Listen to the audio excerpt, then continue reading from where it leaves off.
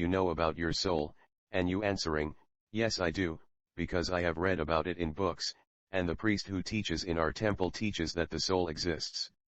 Man memorizes like a parrot whatever is taught to him, but this memorization has nothing to do with knowing. If you are born in a Hindu family then you become one kind of parrot, if you are born in a Jaina family then you become another kind of parrot, and if you are born in a Mohammedan family then you become a third kind of parrot, but in each situation you become a parrot. Whatever is taught to you, you go on repeating your whole life.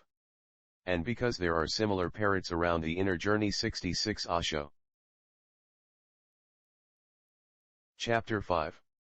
Freedom from the illusion of knowledge. Nobody objects, nobody argues. These other parrots nod their heads, you are absolutely right, because they have learned the same thing that you have learned.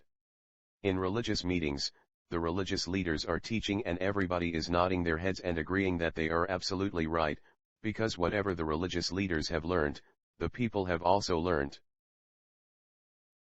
And both groups are sitting there thinking that they have learned this too, and all are nodding their heads agreeing that yes, what is being said is absolutely right. The same thing is written in our books also, we have also read the same thing. The whole of humanity has been deceived about knowledge. This deception is a conspiracy against man. All this knowledge has to be cleaned out and thrown away, only then can you acquire the kind of knowledge in the light of which existence is experienced and the flame of the soul is seen. This is not possible with pseudo-knowledge. Pseudo-knowledge is not light at all, the house is dark, the lamp is unlit, but people are convincing each other and explaining to each other that the lamp is lit. And after hearing it said again and again we have also started saying that the lamp is lit, because somewhere inside there is fear. Others say that if you do not see the lit lamp then you will go to hell. They can see the lit lamp, and so slowly you start seeing it too. There was once a great king. One morning, a mysterious stranger came and said to him, "You have now conquered the whole earth, so the clothes of human beings do not suit you. I will bring you clothes of the gods." The king's mind got greedy. His intellect was saying, how can there be clothes of gods? The intellect is doubtful even about the existence of gods, but he was greedy because he thought that perhaps there were gods somewhere, and if their clothes were brought to him then he would be the first man on the earth in the history of mankind who has worn the clothes of God. And in what way can this man deceive him? He was a great emperor. He had billions and trillions of rupees just lying around. Even if the man asked for 10 or 50,000 rupees, it wouldn't matter. He asked the man, "Okay, what will be the cost?" The man said, "It will cost at least 100,000 rupees, because to reach the gods one has to pay a big bribe." Not only men take bribes, the gods are also very clever, they also ask for bribes. And a man will agree to a small amount of money, he is poor, but gods will not agree to a small amount. Only if it is a big pile of money will they look at it, otherwise they cannot even see it. So it is very difficult, but at least 1 crore rupees will need to be spent. The king said, "All right, there is no problem. But remember, if you deceive me then you will lose your life, and from today onwards there will be armed guards around your house." 100,000 rupees were given to the man and his house was put under guard. All the people of the neighborhood were surprised, amazed.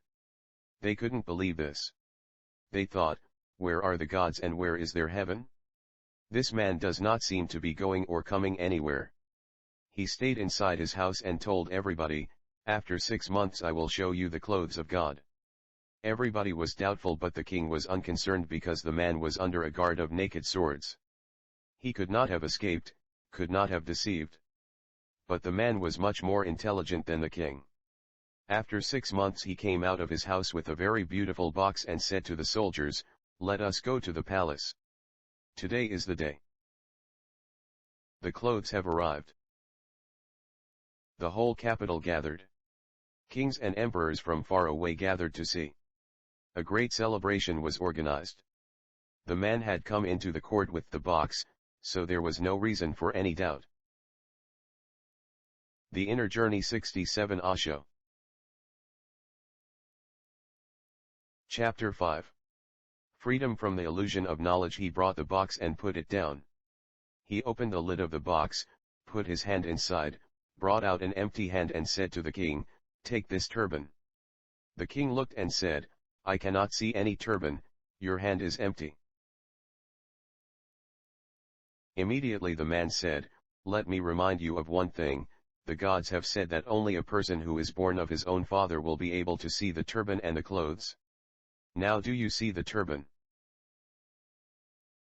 The king said, "Of course I can see it." There was no turban there, the man's hand was empty, but all the courtiers started clapping. They too could not see the turban, but they all started saying, "We have never seen such a beautiful turban. The turban is very beautiful, unique, wonderful. No man has ever seen such a turban." When all the courtiers started saying that the turban was very beautiful, the king was in a difficult situation. And then the man said, "So now take off your turban and put this one on."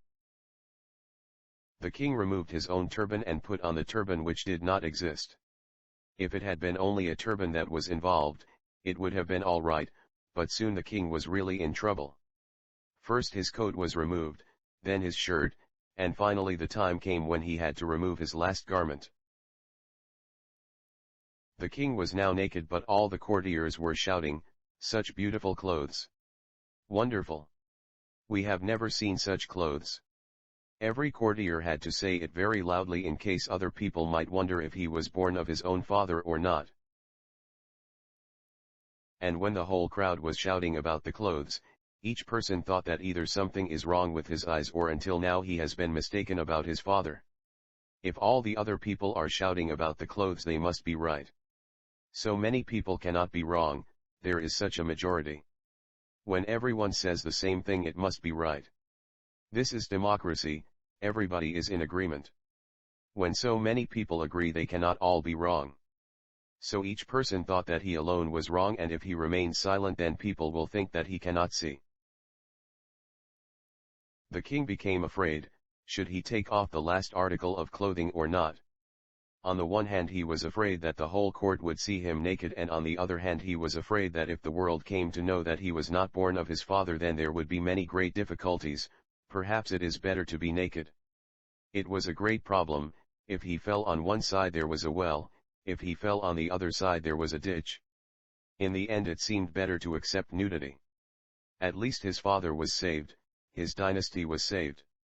He thought, the people will see me naked, what else? If everybody is seeing the clothes, then maybe they really can see them and only I am in the wrong, and this will create unnecessary complications. So he dropped the last garment and stood there naked.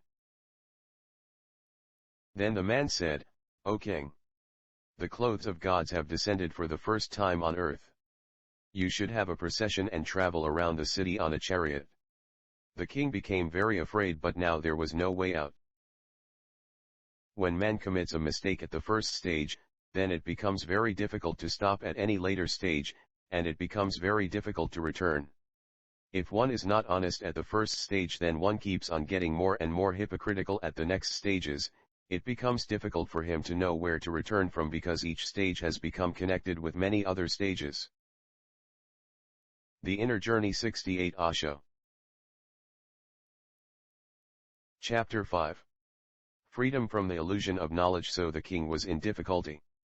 He could not refuse. He was taken in a procession on a chariot. Maybe you were also there, because there were many people in that city. Everyone saw the procession, so you might also have been there and you might have praised the clothes. Nobody would want to miss the chance.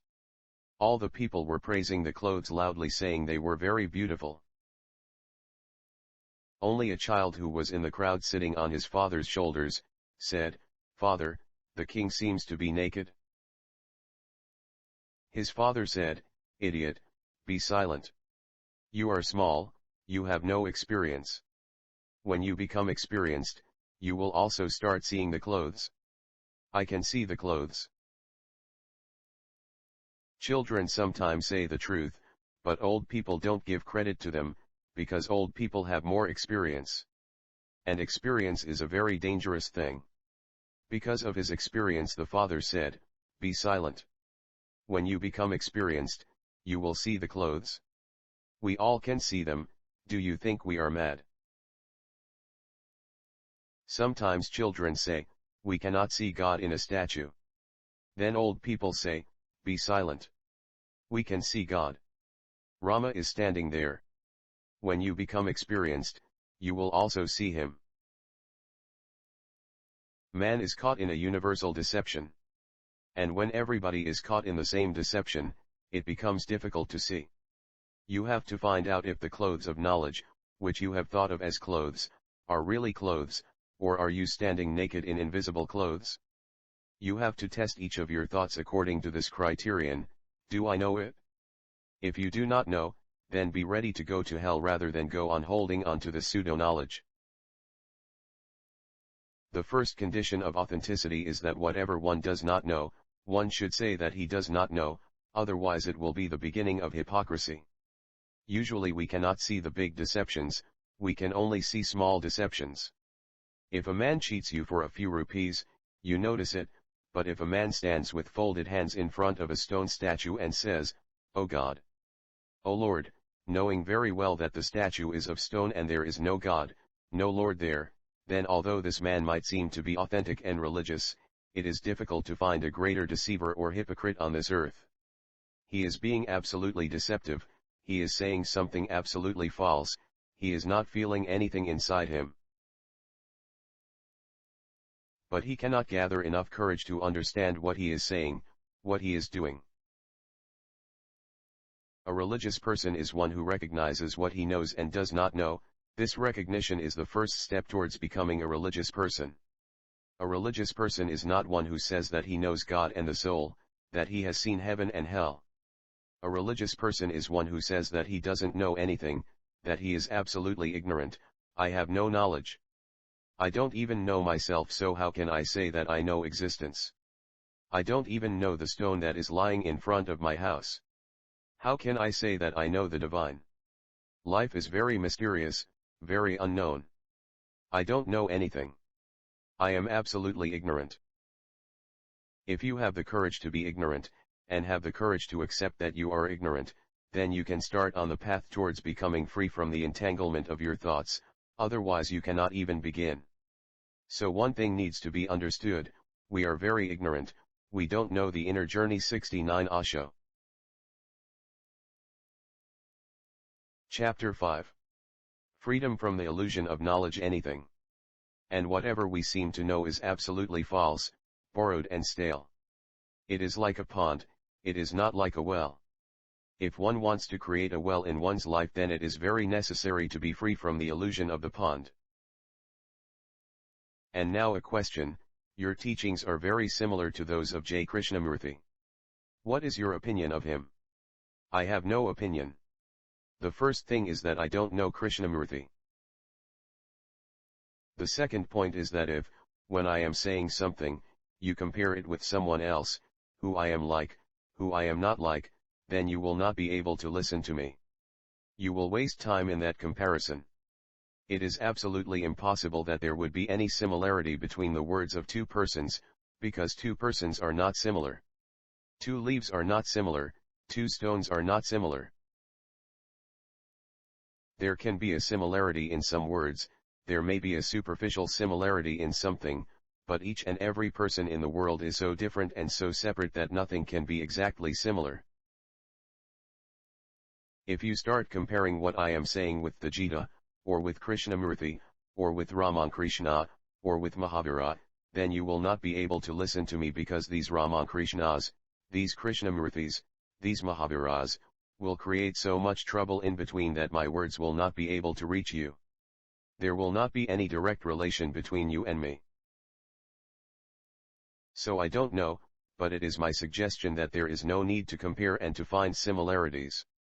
It is futile, it has no meaning, and nobody is helped by it. But some common habits have been formed in our lives, one of which is the habit of comparison. We cannot evaluate something without comparing it. If we want to evaluate something, we cannot conceive how to do it without comparing. And whenever we compare, the mistake begins. If we compare a lily flower with a rose flower, then the mistake begins. A lily is a lily, and a rose is a rose, and a grass flower is a grass flower. The rose is neither higher than the grass flower nor lower. The grass flower lives in its uniqueness, a rose flower lives in its uniqueness. Neither one is lower, or higher, neither one is equal or unequal, everyone is like himself and not like anybody else. If this individuality of things, their personality, their uniqueness, starts appearing to us, then we will stop comparing. But we have the habit of comparing, we even compare small children with each other. We say, "Look, the other child has gone farther than you. You are left behind."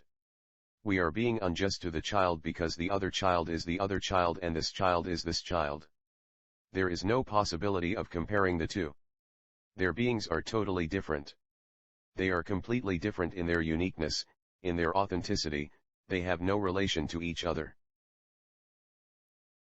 We have habits of comparing, our educational systems teach comparison, our systems of thought involve comparison.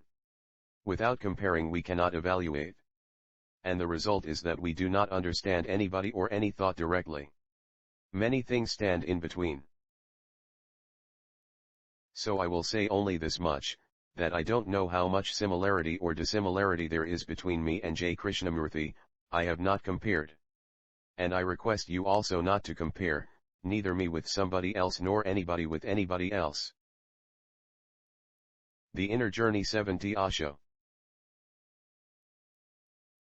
Chapter 5.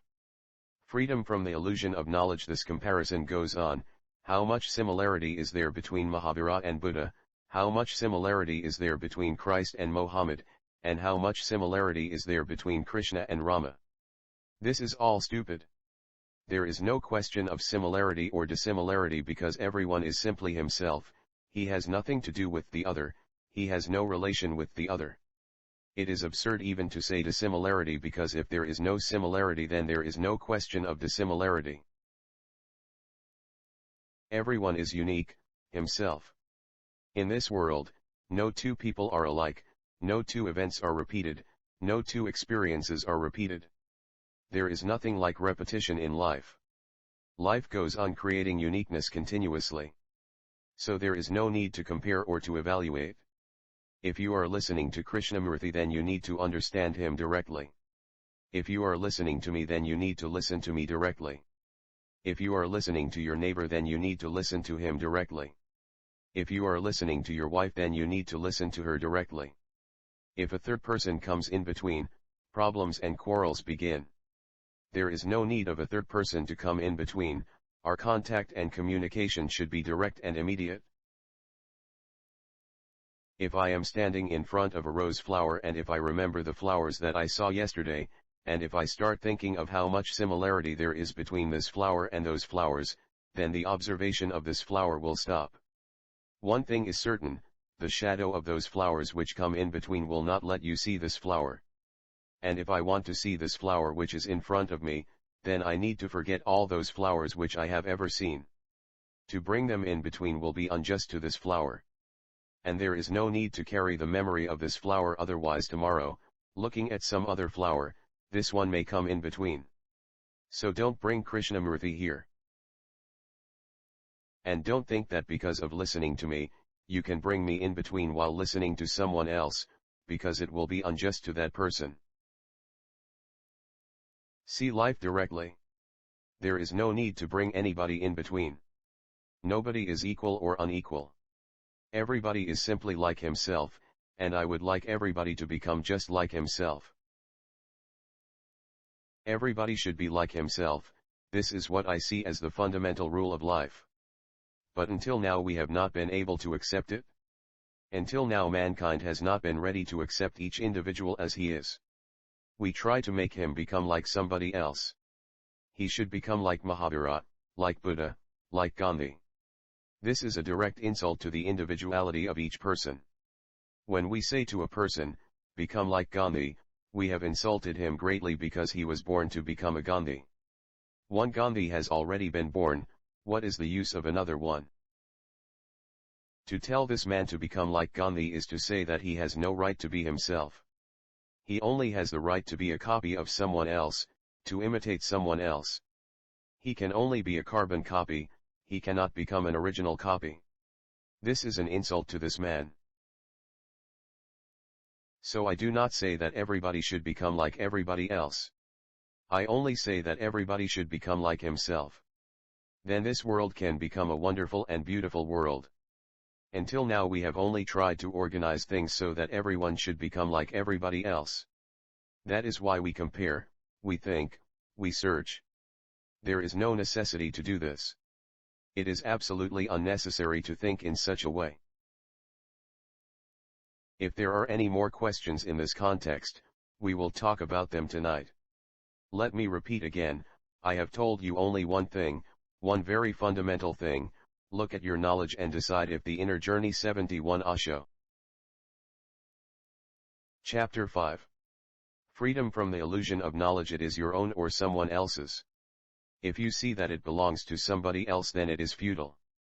But the day you see that you do not have any knowledge of your own, from that very moment the light of your own knowledge begins to arise from within. From that very moment the revolution begins. If there are any more questions we will talk about them tonight. The afternoon meeting is over. The Inner Journey 72 Osho. Chapter 6 Freedom from Belief. February 4, 1968 p.m. in a Joel meditation camp. Note, this is the final edit of the Hindi translation of Antar Yatra, later published as part of Sadhana Path. This is for reference use only, pending publication.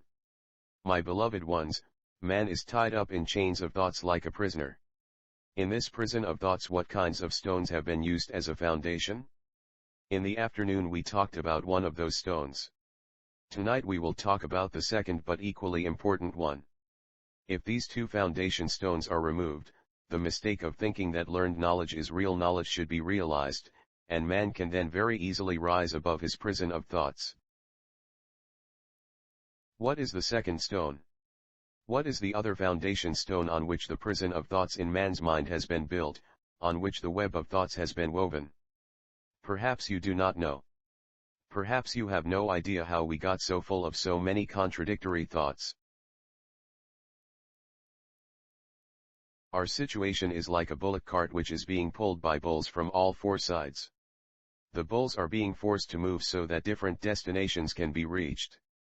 The bullock cart is in danger. Its structure is becoming loose. The bulls are pulling it from all sides in different directions. Can it reach anywhere? Can it reach any destination? There can be only one destination for it, only one destiny. It will be broken apart, destroyed. With the bulls pulling it apart, running away in opposite directions with all its pieces, nothing else but destruction can happen. The bullock cart cannot reach anywhere. 73. Chapter 6. Freedom from belief. The inner conflict between the thoughts in our mind is killing us. All our thoughts are irrelevant and contradictory, in opposition to each other. All the bulls of our thoughts are pulling our mind in different directions and we are disturbed and suffering in the middle. We have no idea how this contradiction, this conflict, has come to be there within us. I was a guest in the house of a very great doctor. In the morning, the doctor and I were about to go out of the house when suddenly his child sneezed. The doctor said, "This means bad luck. Let us wait for a while, for a few minutes, and then we will go." I said, "You seem to be a strange doctor. At least a doctor should know what causes a sneeze." There is no relation between sneezing and somebody staying or going somewhere. This is just a superstition. It is very surprising that even a doctor isn't clear about this. I told the doctor that even if I became sick and was close to death, I would not be treated by him. In my opinion, his doctor's certificate should be taken away. It is wrong. It is very surprising that because of a childhood superstition, he would stop going somewhere when somebody sneezed.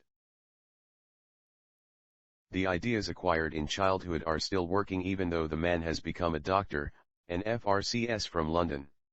Two thoughts are present in him at the same time: when somebody sneezes, his feet stop, and yet at the same time he knows very well that it is absolutely stupid, that there is no relation between the two.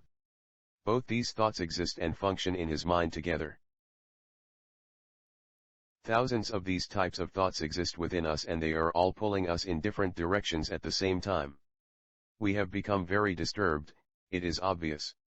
This is why man seems to be absolutely mad. What else can he be? Madness is an obvious consequence. An infinite number of contradictory thoughts from thousands and thousands of years have gathered in the mind of one man. Thousands of generations, thousands of centuries, are living in one person at the same time. A 5,000-year-old thought and an ultramodern thought from the present time exist simultaneously within him, and there can be no comparison nor any harmony between these two thoughts. Thoughts coming from thousands of different directions have collected within one man. The ideas of thousands of Tirthankaras and Digambaras, Avataras, and Gurus are residing within him, and all of them have done a unique thing.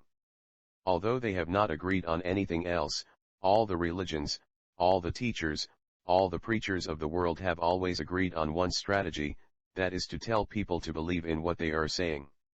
All of them say, believe in what we are saying. They disagree on everything else.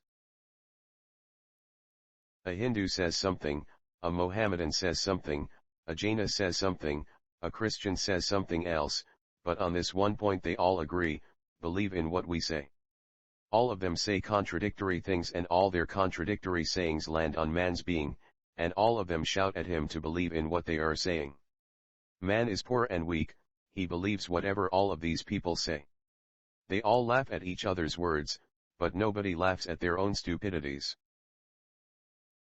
Christians say that Jesus was born out of a virgin girl, and one who will not accept this will go to hell. The poor listener feels afraid. If he does not accept this point, he will go to hell. So he accepts that what these people say is right. What does it matter if a virgin girl gave birth to Jesus or not? There is no need to go to hell over such a point. The Inner Journey 74 Osho. Chapter 6. Freedom from belief. The rest of the people of the world laugh at this Christian idea. Mohammedans, Jainas, Hindus laugh at this stupidity. How can a child be born out of a virgin girl? It is absolutely absurd. But Mohammedans say that while in his body, Mohammed went to heaven sitting on his female horse. Christians, Hindus, Jainas laugh at this. What kind of stupidity is this? The first thing is that a female horse cannot go to heaven. If it had been a male horse, it might have been able to go. A man can go to heaven, but there is no provision for women to go, so a female horse cannot go to heaven. If it had been a male horse, the idea might have been tolerated, it might have been all right. And secondly, how can somebody go to heaven while in his body? The body has to be left here, the body is a thing of the earth. Mohammed cannot go to heaven in his body. Everybody laughs at the idea. Christians, Jainas, and Hindus all laugh, but Mohammedans say, believe it. If you don't believe it, then you will go to hell. You will be forced to rot in hell, you will suffer in hell. You will have to accept this. If you do not accept it, if you do not agree with Mohammed's words, then know very well that you will get into great difficulty, because there is only one God in the world and Mohammed is his prophet. Man is under a threat to believe, so he accepts that what he is told may be right. Jainas laugh at Mohammedans and Christians, but they say that Mahabharata was conceived in a Brahmin woman's womb. How can a Jaina Tirthankara be born in a Brahmin family? The real and the highest caste is Kshatriya, so Tirthankaras are always born in Kshatriya families. They cannot be born in Brahmin houses. Brahmins are beggars, so how can Tirthankaras be born in their house? Mahabharata was conceived in a Brahmin woman's womb, but when the gods saw that this was going to be a great mistake, how can a Tirthankara be born in a Brahmin family? They immediately removed the embryo and placed it in the womb of a Kshatriya woman, and they took out the female embryo from the Kshatriya woman's womb and put it in the Brahmin woman's womb. People all over the world laugh at all these things, they are very funny. First of all, what have gods to do with changing the embryo in somebody's womb? How can this happen? The whole world laughs, but Jainas become angry. They say, you can laugh at this, but you don't know what our Tirthankara has said, and whatever has been said by our Tirthankara is absolutely true. Whoever does not believe this will suffer in hell. If you do not believe, we are not concerned, you can suffer. Man is asked to believe many things by many people. There was a time when man did not know everyone's beliefs. People were living in their own circles. They knew only things within their own circles, so there was not so much confusion. Now the world has become very small and everybody knows everyone else's beliefs. So man's confusion has reached a point of absolute madness. Now it is beyond his understanding what all this noise is about, what people are trying to convince us about. But even in the past the situation was not much better. A Hindu not knowing about Mohammedan beliefs or a Jaina not knowing about Christian beliefs, did not make the situation any clearer. Even Jainas do not believe in essentially the same things. The Digambaras say one thing, the Svetambaras say something else. You would be very surprised to know about what things they disagree on. It is amazing that people can have such diverse opinions about such things. One of the 24 Jaina Tirthankaras was Malinath. The Digambaras say that he was a man and the Svetambaras say that he was a woman.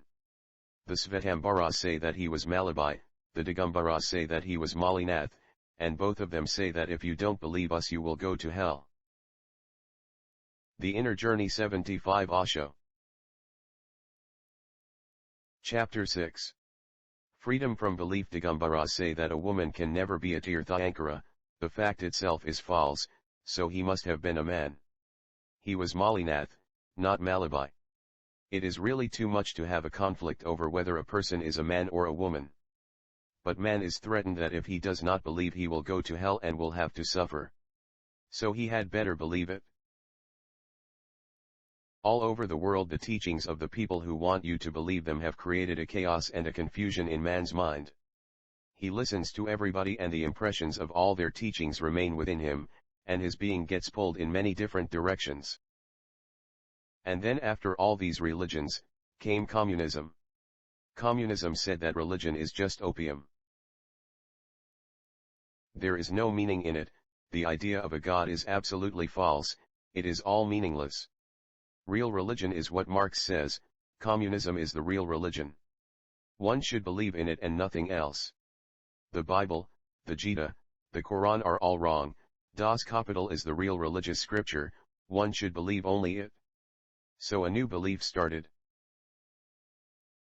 Then after communism came science. Science said that all these things are futile. Whatever is written in the religious scriptures is all wrong, only what science says is right. And even during the life of one scientist, another scientist gets a different idea and claims that he is right, that the first man is wrong.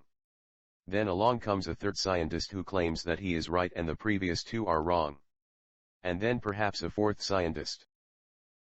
In the mind and psyche of man, these proclaimers of truth have created a confused entanglement of thoughts which is very diverse and pulls man in all directions. Fear and bribery have been used to create this entanglement. Secret methods of fear and bribery have been used to impose a set of beliefs on man. If you believe you go to heaven, if you don't believe you go to hell. These religious leaders have been doing the same thing that today's advertisers are doing, but the advertisers are not as bold or as courageous. The people selling Lux toilet soap advertise that a certain beauty queen says, I became beautiful because I used Lux toilet soap. Therefore, whoever uses it will become beautiful and whoever doesn't use it will not become beautiful. One then becomes afraid that he or she may become ugly, so he or she goes out and buys Lux toilet soap. It is as if people were not beautiful when Lux toilet soap was not there, as if Cleopatra, Mumtaz and Noor Jahan were not beautiful because Lux toilet soap was not there. But the advertisers are not very courageous yet, Perhaps in the future they will say, a certain Tirthankara says, a certain prophet says, a certain teacher says, that one who does not use Lux toilet soap will go to hell, he cannot go to heaven. Only those people who use Lux toilet soap can go to heaven. Man can be threatened that only those people who smoke Panama cigarettes will go to heaven, because to smoke and to get others to smoke Panama cigarettes is a very good thing. And one who does not smoke Panama cigarettes will have to go to hell. If he smokes Indian biddies, he will have to suffer much in hell. If somebody does not believe all this, then he will have to face the consequences. One who believes will have good consequences, and one who does not believe will have bad consequences. Modern advertisers have not yet become as courageous as those old advertisers were. They threatened man by telling him absolutely false things, and he went on listening to those things and accepting them without any resistance. In fact, any untruth, if repeated many times for thousands of the Inner Journey 76 Osho. Chapter 6. Freedom from belief years, starts to look like truth. If somebody goes on repeating even the most untrue thing, goes on repeating and repeating it, slowly you start thinking that perhaps it may be true, otherwise how could it have been repeated so many times for so long?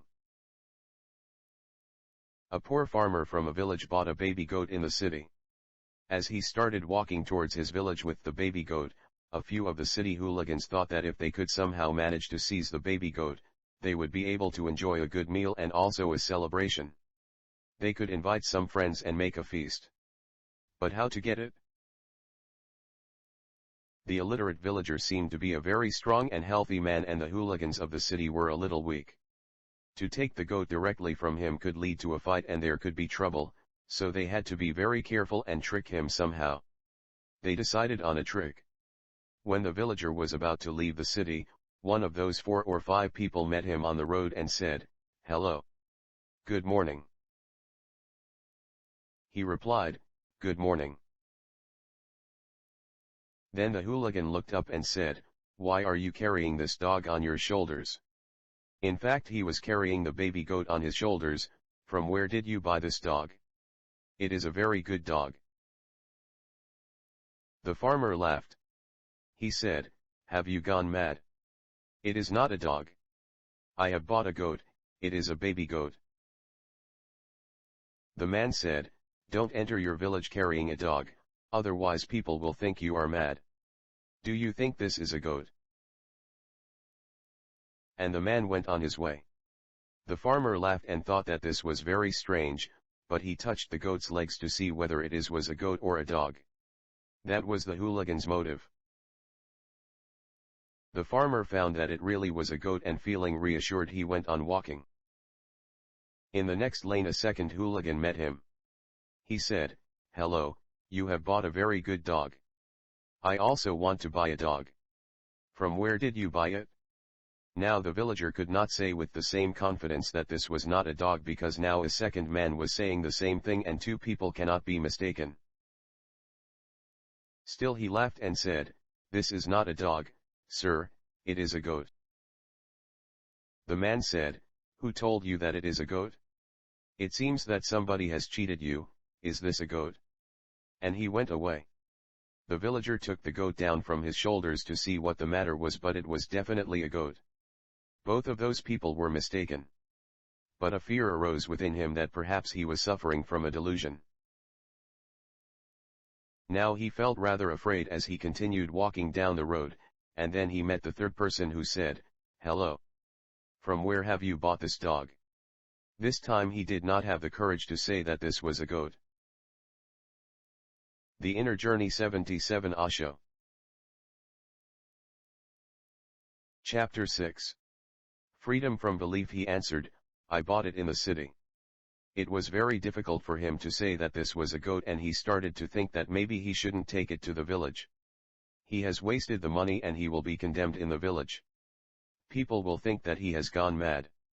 While he was thinking this, the 4th man met him. He said, "This is strange.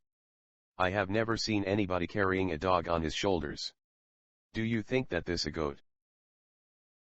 The villager looked around and saw that he was alone. Nobody was around, so he dropped the goat and ran quickly to his village. His 5 rupees had been wasted, but at least he wouldn't be called mad. And the 4 hooligans took the goat away. Because 4 people repeated something again and again, it became difficult for the farmer to believe that what they were saying could be wrong. And when the people who are telling you something are wearing orange clothes, it becomes more difficult.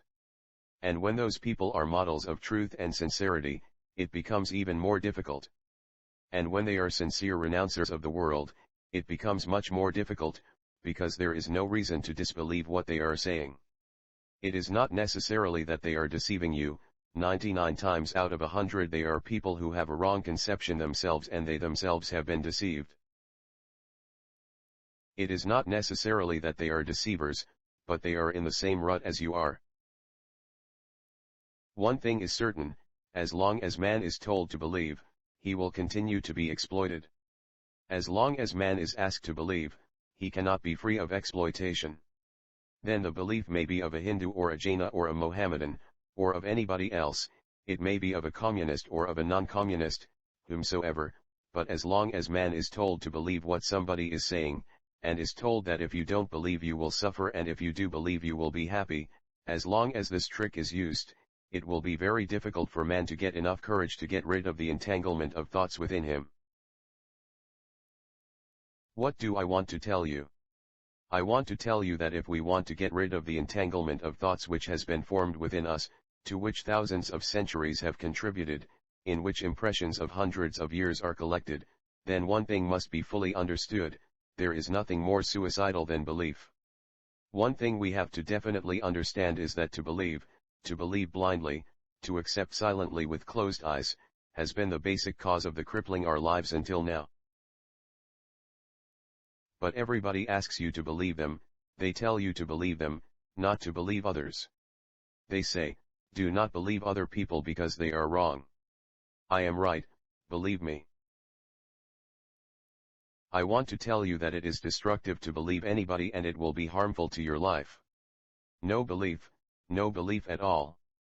Whoever makes a belief system a basis for his life is entering into a world of blindness, and no light to see with can ever enter into his life. He can never attain light in his life. One who believes in others will never be able to know himself. So am I asking you to disbelieve? No. There is no need to disbelieve either. But we think that if we don't believe something then we inevitably disbelieve it. This is an absolutely wrong idea. There is a state of mind which neither believes nor disbelieves. Disbelief is a form of belief. When we The Inner Journey 78 Osho. Chapter 6. Freedom from belief. Say that we don't believe in God. What are we saying? We are saying that we believe in the non-existence of God. When we say, I don't believe in the soul, then we are saying that we believe in the non-existence of the soul. Belief and disbelief are similar things, there is no difference between them. Belief is positive and disbelief is negative. Belief is a positive trust and disbelief is a negative trust, but both are trusts. A person can only become free from his inner entanglement of thoughts if he becomes free of trust and belief, if he becomes free of continually looking towards others for their point of view, if he drops the very idea that anybody else can give him truth. As long as a person has the idea that someone else can give him truth, he will be in bondage in some way or other. If he gets free from one he will be tied to another, if he gets free from the second he will be tied to the third, he cannot get free from the bondage.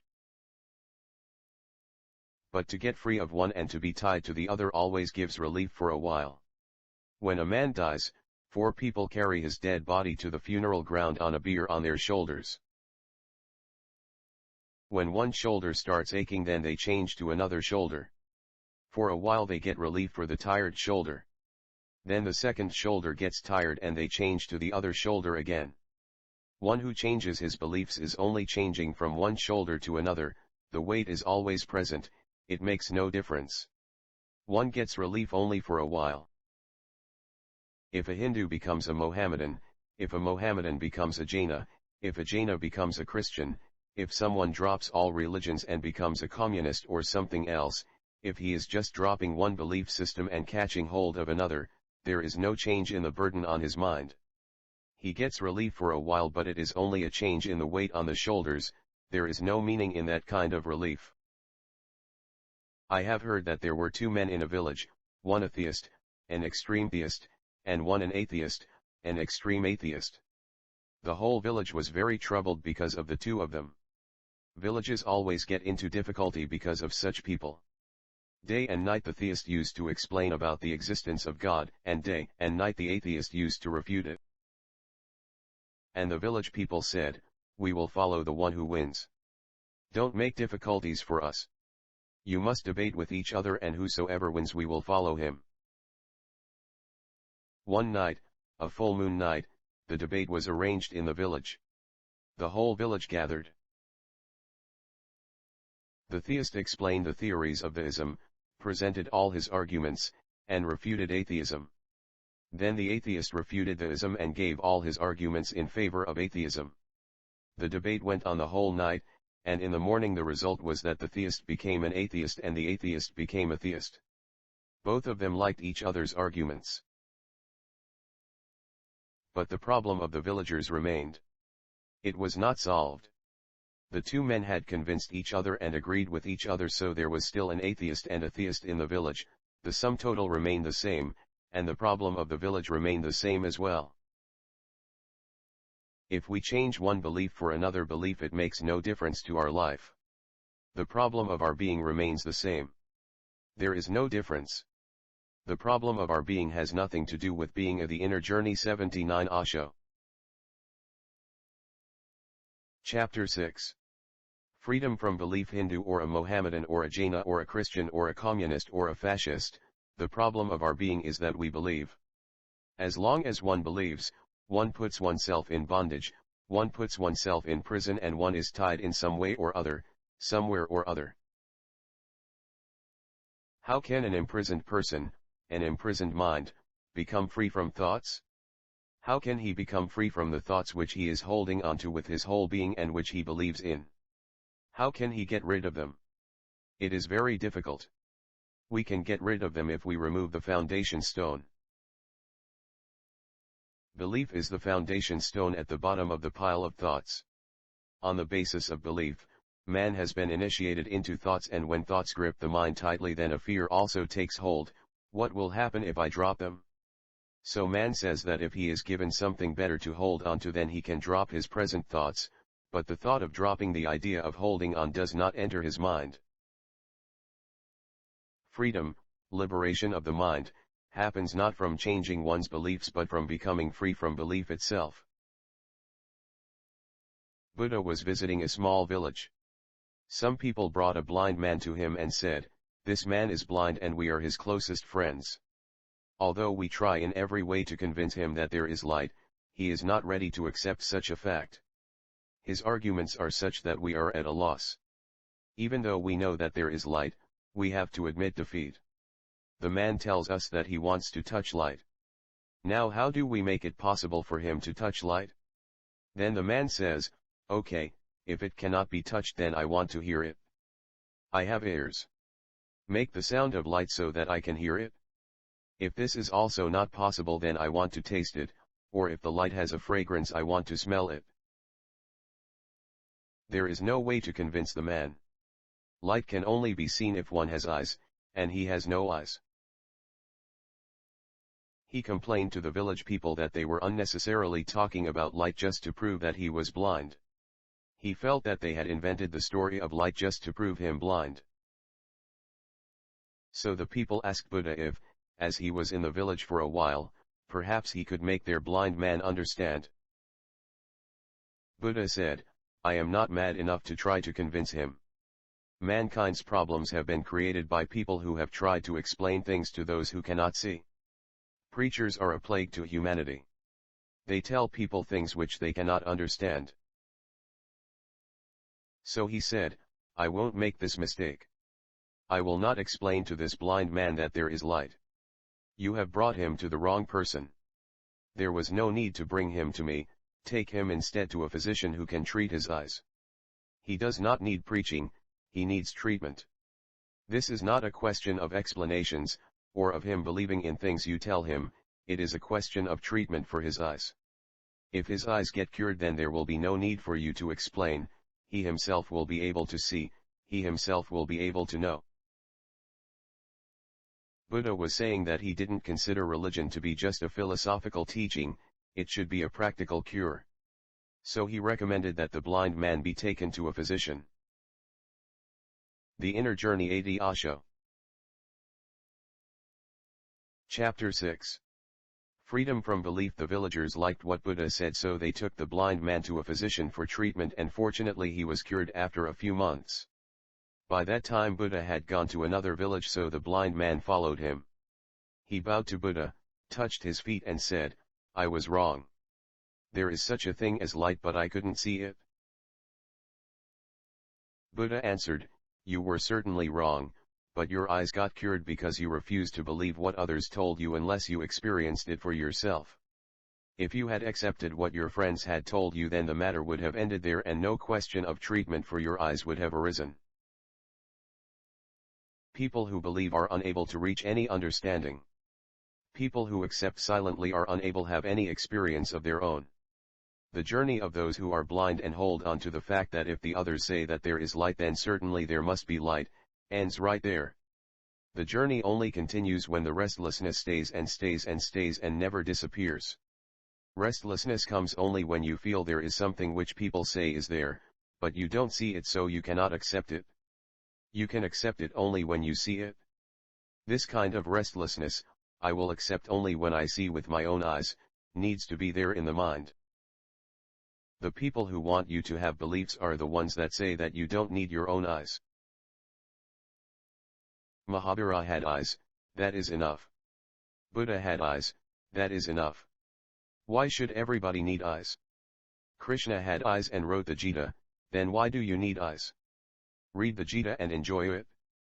Krishna could see, and he described what he could see, so what is the need for everyone to see? You should simply believe. Those who could see have already spoken, your job is simply to believe. The knowledge has been attained, what is the need for you to know by yourself? This preaching kept man blind. Most of the people on the earth remained blind, and today most of them are still blind. And looking at the situation now, most people will probably stay blind in the future as well, because the basic alchemy of correcting the blindness, the thirst to overcome the blindness, has been killed. It has been destroyed by giving strong belief systems. In fact, it should be said that however good Krishna's eyes were and however far they could see, they are not your eyes. And however beautiful Mahabharata's eyes were, even like a lotus, they are not your eyes. Your eyes may not be very significant, they may be only like a field flower, not a lotus, but they are your own eyes. Only with your own eyes can you see. So one should search for one's own understanding, because one cannot attain anything by worshipping the insights of another. In fact, the search for one's own understanding can only begin when one drops the idea of the other. As long as there is any outer substitute, as long as something is being supplied from the outside, the search cannot begin. When there is no support or fulfillment from something else, when nothing can be attained from another, then a challenge arises within man to search for his own way, for his own understanding. Man is very lazy. If he can attain knowledge without making any effort, why should he make the effort, why should he do any work? If enlightenment can be attained just by believing, without seeking, then why should he try to make the journey to enlightenment on his own? And when someone says, "Believe in me, I will take you to enlightenment," why should he make a huge effort? The Inner Journey 81 Osho. Chapter 6. Freedom from belief by himself. When somebody says, "Sit in my boat. I will take you to the other shore," and then the matter is over, he would prefer to sit silently in the boat and go to sleep. But nobody can reach anywhere in somebody else's boat. And nobody can see with another's eye, nobody ever has and nobody ever will. One has to walk on one's own feet, one has to see with one's own eyes, one has to live by one's own heartbeat. One has to live by oneself and one has to die by oneself. Nobody can live in another's place, nobody can die in another's place. Nobody can take another's place, neither can one take anybody else's place. If there is anything totally impossible in this world, it is the fact that no one can take anyone else's place. Two soldiers were lying in a battlefield during the Second World War. One soldier was about to die. He was so badly wounded that there was obviously no hope for him. The other soldier was wounded also, but he was alive and there was no question of his dying. Both were friends. The dying soldier hugged his friend and said, "Now I must say goodbye to you because there is no possibility of my surviving. I suggest one thing, take my record book and give your record book to me. Your record book is not good, there are many humiliating comments in your record book, but my record is good. So let's exchange our books. This way the officers will think that you have died, and I am alive. Because my record is good, you will be able to get a good promotion, you will become more respectable. So hurry. Exchange the book and the number." The dying friend's wish was absolutely right, because soldiers have only numbers, they have no names. And a soldier has only a record book, no soul. So it was right that they should exchange the books. A bad man would have died and a good man would remain alive. But the man who wasn't going to die answered, "Forgive me. I can take your book and your number, but I will still be myself. I am a bad man and I will remain a bad man. I drink alcohol, I will still drink it. I go to prostitutes, I will still go to them. How long can your good record book remain good? How long can a book deceive anyone? On the contrary, two persons will become bad. You will die as a bad man, but a bad man will still be alive. Now at least people will say that a good man has died. They will offer you flowers, if you are me they will not offer flowers. You cannot be in my place and I cannot be in your place. Your idea about changing places comes from your love for me, and it is good, but this is beyond the laws of life. Nobody can change places with another. Nobody can live or die in place of another. One cannot know on behalf of another, neither can one have the ability to see on behalf of another. The people who want you to have beliefs have told you to look through somebody else's eyes, look through the eyes of the Tirthankaras, look through the eyes of the Avataras. We have continued to believe, which is why we have got entangled in a blind net. Thousands of teachers have created so much noise and the followers of the thousands of teachers have made so much noise, that they have created a great fear of hell and a great greed for heaven, so slowly we have accepted what they say. And the words of all of them have created such a contradiction within us that the journey of our life will be disrupted rather than going anywhere. So the first thing for an intelligent person to do is to say goodbye to all his contradictory thoughts and decide, I will not believe. I want to know. The day that I understand for myself, that day only can I use the word belief. Before that there can be nothing like belief for me. It is deception, it is the inner journey. 82 Osho. Chapter 6. Freedom from belief. Self-deception. I cannot deceive myself and say that I know without knowing, that I recognize without recognizing. It is not possible for me to accept blindly. This does not mean that you are rejecting something, it simply means that you are standing aloof from both acceptance and rejection. You are saying, I do not agree nor disagree. I neither say that Mahabharata is wrong nor do I say that he is right. I simply say that I do not know myself what Mahabharata is saying, so I have no right to agree or disagree. The day I come to know for myself that he is right, I will agree. If I come to know that what he says is wrong, then I will disagree.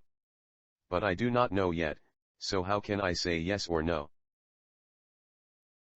If our mind could distance itself from both acceptance and rejection, then the entanglement could break here and now.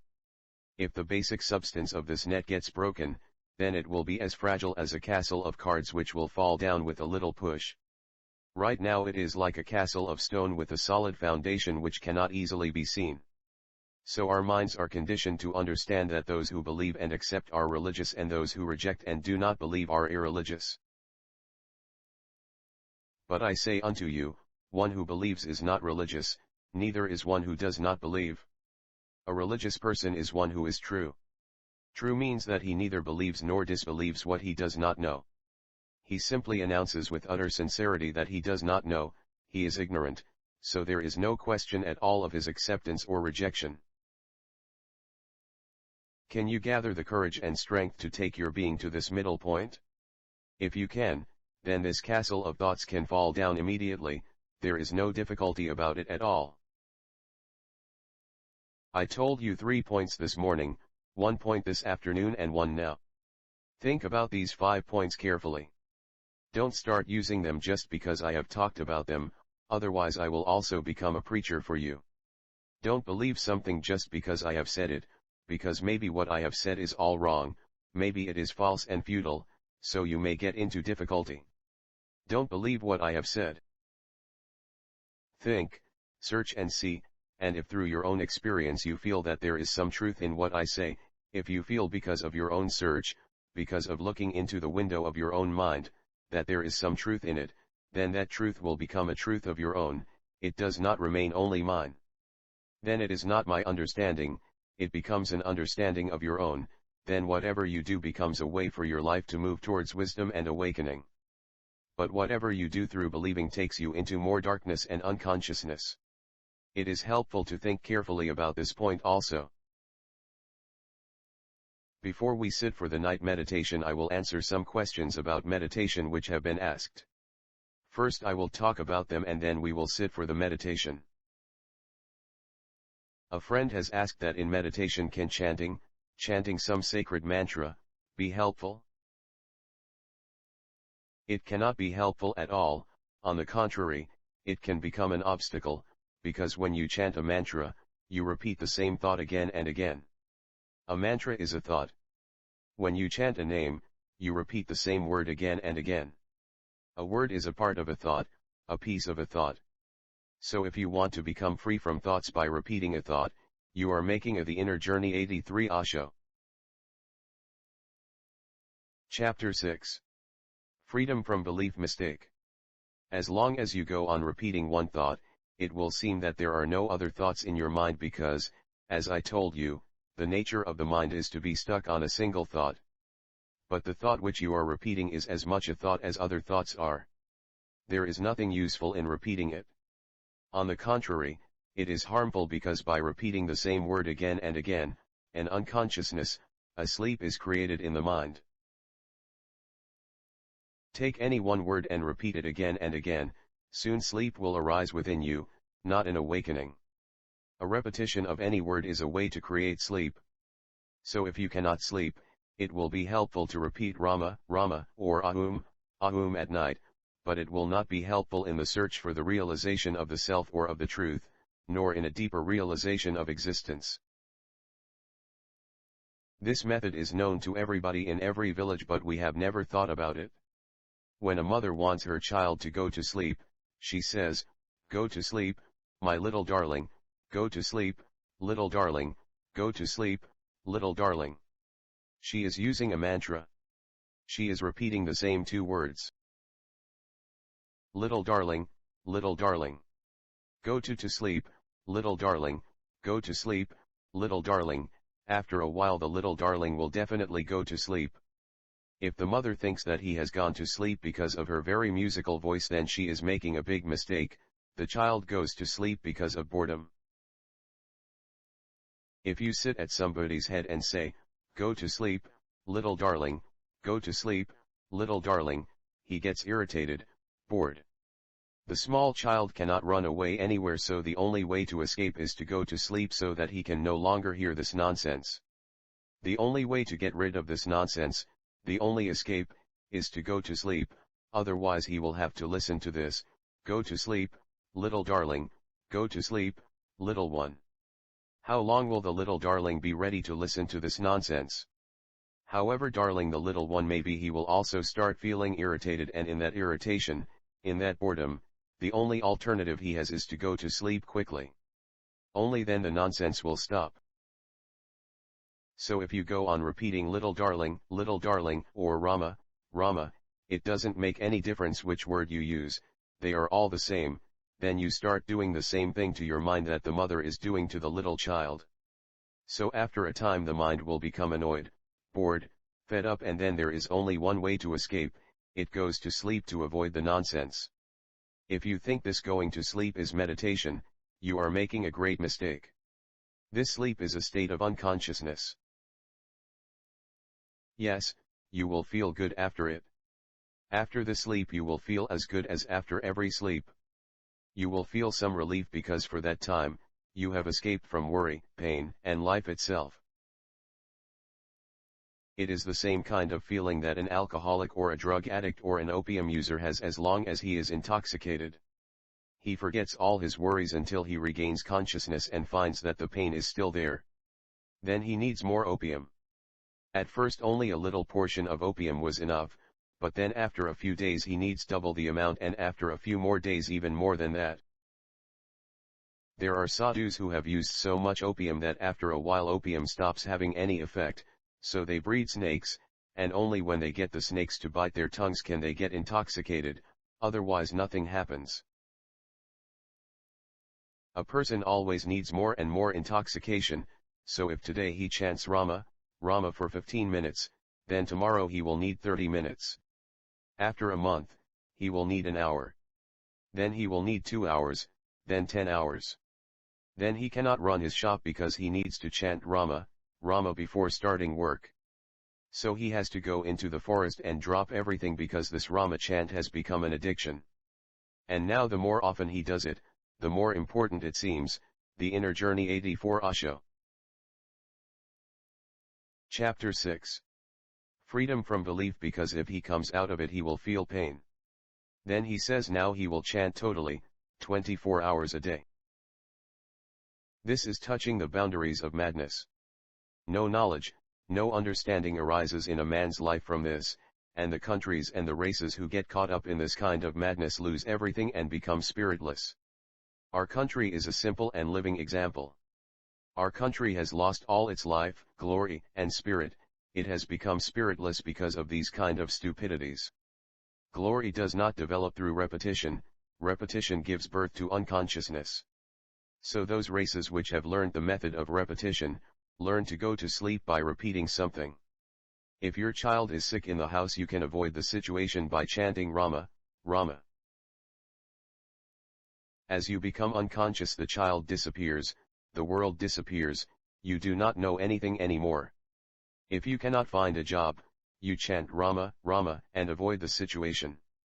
Now you don't need to worry about a job or food.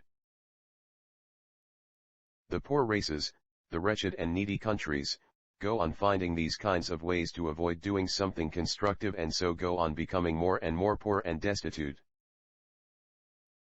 Life changes by fighting and by struggling. Life changes by the effort of facing it and changing it. Life does not change by keeping your eyes closed and chanting mantras. All these things are simply opium, so forget about chanting words, names, mantras. Meditation is the way of waking up the consciousness deep inside you, not making it go to sleep. That which is hiding deep inside you should wake up, and become so aware that not a single part inside remains asleep. Your whole being should wake up. Meditation is the name of that state of awareness. But in India you can lie there in an unconscious state and the people around you say that you have attained samadhi. Saliva is dribbling out of your mouth and you are lying there dizzy and in a fit and people are saying that you have attained samadhi. This is hysteria, but people think that you are in samadhi. This is neither meditation nor samadhi, it is just a hysterical disease. Becoming unconscious is a disease. In America or Europe, if somebody gets hysterical or falls sick, he is treated, but in India people are so mad and ignorant that they will sing devotional songs around a person saying that this great man has attained samadhi. If the people were intelligent they would arrange for some treatment for all these great people. They are all sick, not healthy. Their disease is mental, it is the ultimate result of mental tension. It is not samadhi when a person is lying on the ground unconscious with saliva dribbling out of his mouth. It is sheer stupidity that the devotees are singing songs and saying that the person has attained samadhi. Samadhi means total awareness, it does not mean sleep, unconsciousness. Samadhi means that the being has become so aware that no darkness remains, all has become illuminated. A lamp of awareness has been lit deep inside. Samadhi does not mean sleep and unconsciousness, it means awareness, alertness. A man in Samadhi remains aware and awake all his life, every moment, every breath. All this madness and hysteria is not Samadhi, but if somebody manages to collect devotees around him, why should he say that something is wrong? What is happening is right, it is good. This stupidity has been going on for thousands of years and unfortunately we can't say for how much longer it will continue. We are helping it to continue. I don't call chanting or repetition, meditation. Meditation means two things, making the effort to meditate, and creating awareness inside oneself. And in the meditation which we are going to do tonight, don't go to sleep either. Now we will do the night meditation. You should not go to sleep. Relax the body, relax the breath, the inner journey 85 Osho.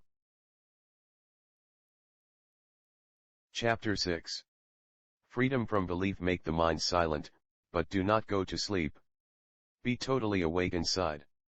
That's why I have told you to keep listening to everything outside, because if you are listening you will remain awake, but if you are not listening there is a possibility that you will go to sleep. Sleep is a good thing, sleep is not bad, but don't think that sleep is meditation. Sleep is necessary but sleep is not meditation, one must remember that. If sleep does not come then you can produce sleep by doing some chanting, but don't make the mistake of thinking that you might experience something spiritual. You can make that mistake, it is not difficult. Just as a person takes sleeping pills, you can chant a mantra. It does not matter. It will work as a sleeping pill. When Vivekananda was in America and said something about mantras and meditation, a newspaper reported in an article that what Vivekananda was saying sounded good. A mantra sounded like a non-medical tranquilizer. It was a good way to bring sleep.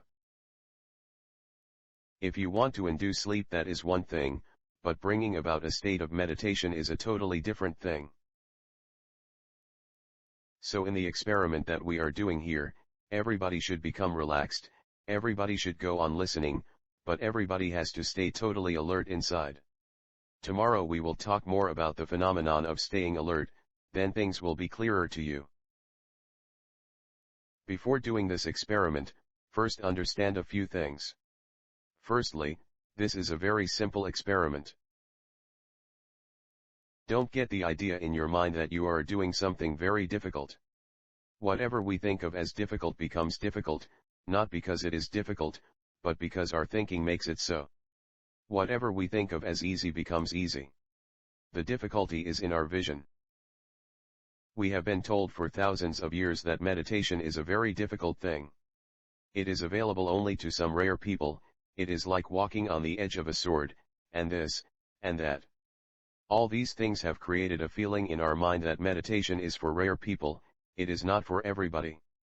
All that we can do is pray and worship or chant Rama, Rama, or sing some devotional songs non-stop for days together, usually very loudly into a microphone so that not only we are benefited but all the neighbors also.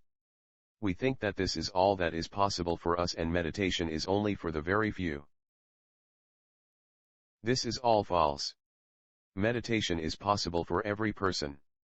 Meditation is so simple that it is difficult to find a man for whom meditation is not possible.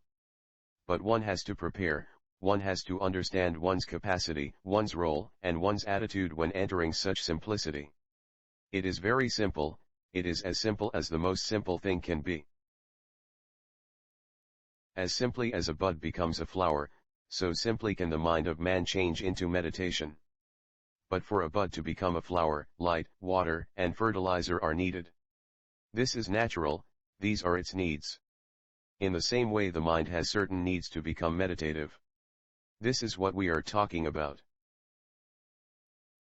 Yesterday we talked about the needs of the body, today we talked about how to bring health to the mind and brain, how to become free of the entangling net of the brain. And tomorrow we will talk about the heart, the second center. If the heart and the mind are sorted out, then it will be very easy to enter into the third center.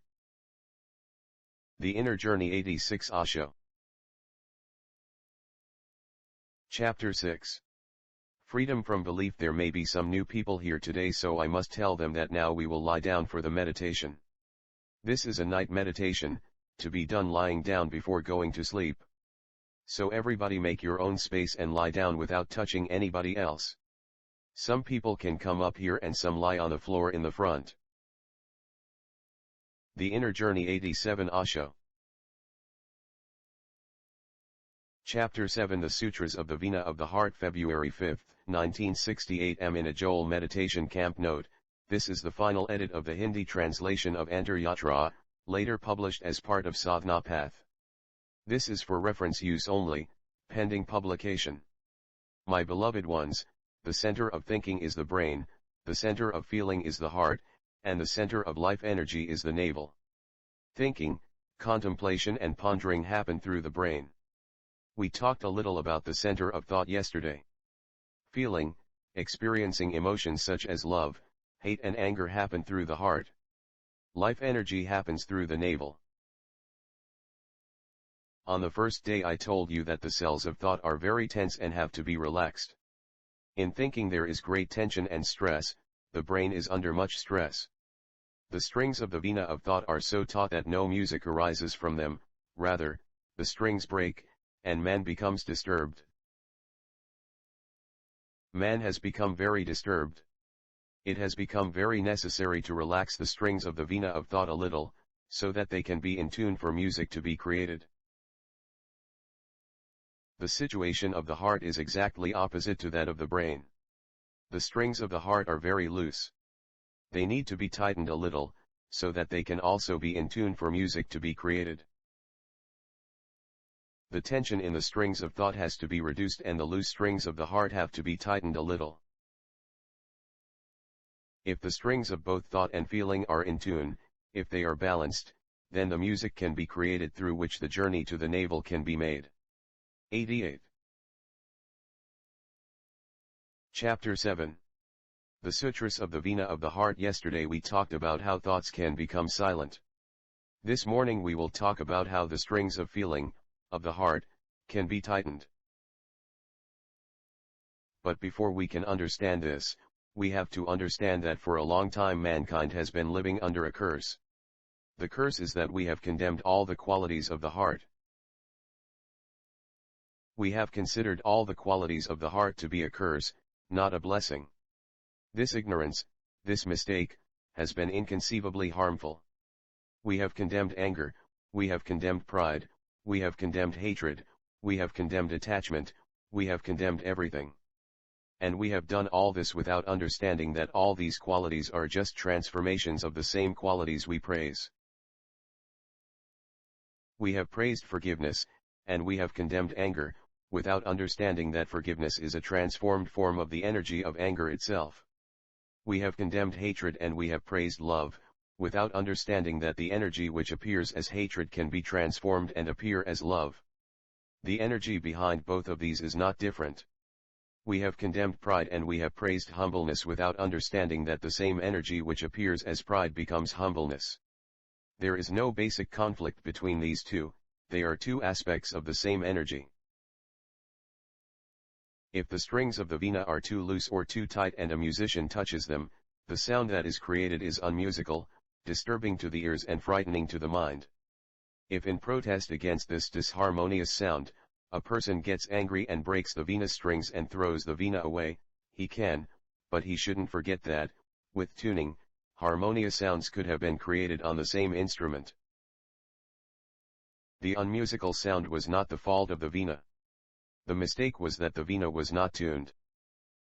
If the vina had been tuned then from the same strings which produced disharmony, music alluring to the soul could have also been created.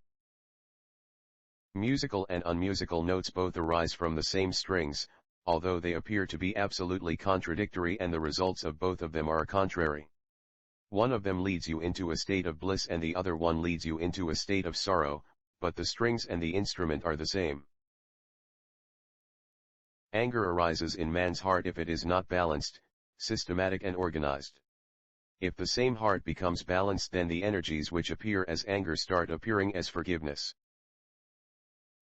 Forgiveness is a transformation of anger. If a child is born without anger, then it is certain that forgiveness can never appear in the life of that child. If there is no possibility of hatred in the heart of a child, then there will be no possibility of love either. But until now we have lived with the illusion that feelings like these are contradictory, and if we destroy one then the other will develop. This is absolutely wrong. There can be no teaching more dangerous than this. It is not psychological. It is very unintelligent. Forgiveness does not arise through the destruction of anger, it is attained through the transformation of anger. Forgiveness is not destruction of anger, it is anger becoming tuned and musical. The Inner Journey 89 Osho. Chapter 7. The Sutras of the Vina of the Heart. So if we are opposed to anger and try to destroy it, then we are trying to destroy the Vina. And in destroying it, the man who develops will be very weak and feeble. None of the qualities of the heart will be able to develop in him. It is the same situation as somebody piling fertilizer around his house, which spreads dirt and a bad smell everywhere, in order for flowers to blossom. But instead of the fragrance of flowers, he gets the stink of fertilizer and his life becomes intolerable. Flowers will certainly blossom with fertilizer, but not by just piling it around the house. The fertilizer has to undergo a change. It must enter the plants through the roots, and then one day the foul smell of the fertilizer will turn into the fragrance of flowers. But if somebody simply piles fertilizer around his house, he will become mad with the stink, and if he throws the fertilizer away, his flowers will become lifeless and pale. The transformation of the fertilizer can change a foul smell into fragrance. This very chemistry, this very alchemy is called yoga, religion. The art of transforming whatever is futile in life into something significant is religion. But we are committing suicide in the name of religion, we are not transforming our consciousness. We are living with some basic misunderstandings, a shadow of some deep curse hangs over us. Our heart has remained undeveloped because we have condemned its basic qualities. We have to understand this a little. If man is growing rightly, anger will play an important part in his life. Anger has its own color. If it is removed, then the picture of man's life will be in some sense incomplete, some color will be missing. But from childhood we start teaching children to discard certain qualities, and the only result of discarding these qualities will be that the child will suppress whatever we call bad, he will suppress it in himself. A suppressed heart will be weak and floppy, its strings will not be rightly tuned. And this suppression will happen in the brain, because our education does not go deeper than the brain. When you tell children that anger is bad, this teaching will not reach the heart. The heart has no ears to listen with, no words to think with. This teaching will go into the brain, and the brain cannot change the heart, so now a problem is created. The brain center thinks that anger is wrong, but the heart center doesn't. It has no connection with the brain. So, every day you become angry, and every day you regret it and decide not to be angry again. But the next morning you wake up and again you get angry. You are surprised because you have decided so many times not to get angry, yet it still happens.